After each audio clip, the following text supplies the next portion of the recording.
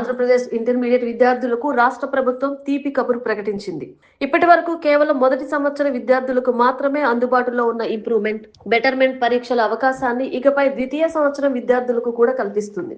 దీంతో తమ మార్కులను మెరుగుపరుచుకోవాలనే విద్యార్థులకు మరింత అవకాశాలు లభించనున్నాయి. సర్కారు తీసుకున్న ఈ నిర్ణయం పట్ల సర్వత్రా ప్రశంసలు వెల్లువెత్తుతున్నాయి. ఈ కొత్త విధానం ఈ ఏడాది నుంచి అమల్లోకి రానుంది. మే 21 నుంచి జూన్ 4 వరకు అడ్వాన్స్డ్ సప్లిమెంటరీ పరీక్షలు నిర్వహించనున్నారు. విద్యార్థులు ఒకే సబ్జెక్టును మళ్లీ రాసి అందులో వచ్చిన ఎక్కువ మార్కులను తుది ఫలితంగా పరిగణిస్తారు. అంటే గతంలో వచ్చిన మార్కుల కంటే ఎక్కువ స్కోర్ సాధిస్తే అదే ఫైనల్ గా తీసుకుంటారు. ఇది విద్యార్థుల భవిష్యత్తుకు మరింత ఉపయోగపడే విధంగా విద్యా నిపుణులు అభిప్రాయపడుతున్నారు.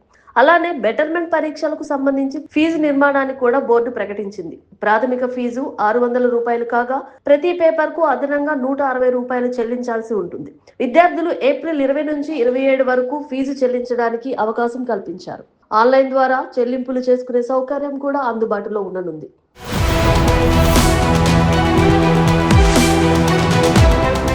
అయితే ఈ బెటర్మెంట్ అవకాశం కేవలం థియరీ పరీక్షలకు మాత్రమే వర్తిస్తుందని అధికారులు స్పష్టం చేశారు. ప్రాక్టికల్ పరీక్షల్లో మాత్రం ఈ సౌకర్యం ఉండదు.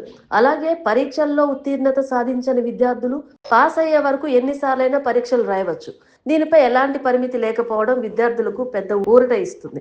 ఇతర రాష్ట్రాల బోర్డుల విధానాలను పరిశీలించిన తర్వాతే ఈ నిర్ణయం తీసుకున్నట్లు ఇంటర్ బోర్డు కార్యదర్శి వెల్లడించారు. పోటీ ప్రపంచంలో ప్రతి మార్కుకు ఉన్న ప్రాముఖ్యతను దృష్టిలో ఉంచుకుని విద్యార్థులు తమ ప్రతిభను మెరుగ్గా చూపించేందుకు ఈ విధానం ఉపయోగపడుతుందని అధికారులు భావిస్తున్నారు. ఈ నిర్ణయం వల్ల ఇంజనీరింగ్, మెడికల్, డిగ్రీ ప్రవేశాలకు సిద్ధమవుతున్న విద్యార్థులకు ప్రత్యేకంగా లాభం చేకూరనుంది. మంచి ర్యాంకులు సాధించడానికి ప్రతి మార్కు కీలకం కావడంతో బెటర్మెంట్ పరీక్షలు వారి అవకాశాలను పెంచుతాయి.